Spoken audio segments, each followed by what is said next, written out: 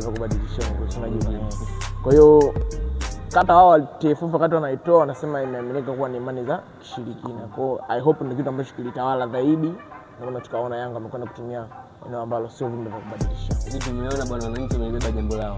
Mpaka jana takriban milioni 20 usaichanga. Ni binafsi nataka kusema kwenye ngo mbili. Ndio. Sioni kama ina afya sana kwa mpira wetu na pia naiona kama ina afya sana kwa klabu ya Yanga, especially kuonyesha kwamba wanachama na mashabiki wa klabu ya Yanga wanaisupport timu yao.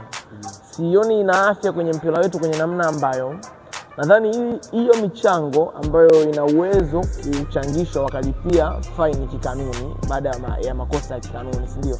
Wana uwezo wa kuchangisha wakafanya kitu kikawa endelevu zaidi. Kwa mfano walikuwa na programu ya vijana ya Yanga.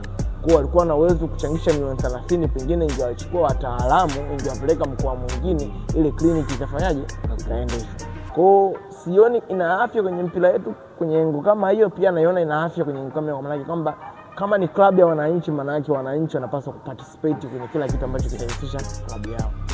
Bwana tuhamie kidogo jijini pale Misri.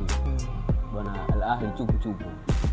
Unaona Al Ahly kufuzu au nafasi ya Al Ahly kufuzu ipo, ila inahitaji calculator. Tunarudi pale kwenye pila calculator.